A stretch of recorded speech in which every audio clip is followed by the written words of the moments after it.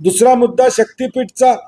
आम्ही काल एक VC 12 जिल्ह्याची घेतली आणि त्या 12 जिल्ह्यांमध्ये असं ठरलं की 1 तारखेला रस्ता रोको, नॅशनल हायवे रस्ता रोको करायचा निर्णय घेतला। गरज नसलेला शक्तीपीठ म्हणजे गरज नाही आहे या शक्तीपीठ रस्त्याची, त्याच्याऐवजी हे सगळे 50-60 हजार कोटी रुपये आमच्या शेतकऱ्यांच्या कर्जमाफीला दिले तर बरं होईल। म्हणजे किमान निदान शेतकऱ्याची कर्जमाफी तरी त्या 2 वेळा होईल, म्हणजे शेतकऱ्याची कर्जमाफी तरी होईल। म्हणजे आज गरज नसलेल्यावर कशासाठी हा पैसा खर्च केला जातोय। वित्त आणि या ठिकाणी नियोजन विभागाने आक्षेप घेतलेले आहेत की तुमची आर्थिक परिस्थिती काय हे बघा। खुल्या बाजारातून 6% पैसे मिळत असताना हे 8.5% वरचं कर्ज कशासाठी घेता, हे वित्त आणि नियोजन विभागानं स्वतः लिहिलेल्या वर्तमानपत्रामध्ये बातम्या आलेल्या आहेत। त्याचा ते चुकीचं असं कोणी म्हटलेलं नाही, त्याचं खंडन सरकारनं त्या ठिकाणी केलेलं नाही।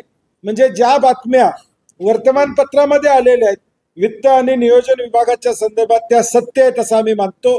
त्यांचाही आक्षेप असेल तर हा पांढरा हत्ती या ठिकाणी करू नका अशी आमची विनंती आहे।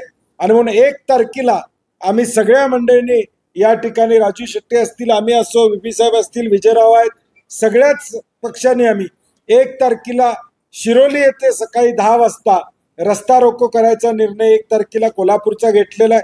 सांगलीतले लोक सांगलीचा निर्णय सांगलीमध्ये या ठिकाणी घेतील। आज ज्याचा उल्लेख केला की धाराशिवला काल पोलीस बळाचा वापर त्या ठिकाणी मोजणीसाठी केला जातो।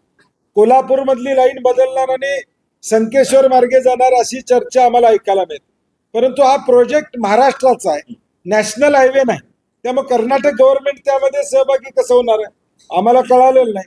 त्यामुळं कोल्हापूरची दिशाभूल होणार आहे। पहिले 3 टप्पे पूर्ण झाले की मग कोल्हापूरला हात घाला, इथं जरा जास्त विरोध आहे। शेवटच्या टप्प्यात कोल्हापूरमध्ये घुसूया अशी भूमिका शासनाची दिसते।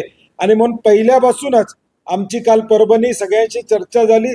ताकदीनं गरज नसलेल्या शक्तीपीठच्या विरोधात आमची भूमिका ठाम राहील।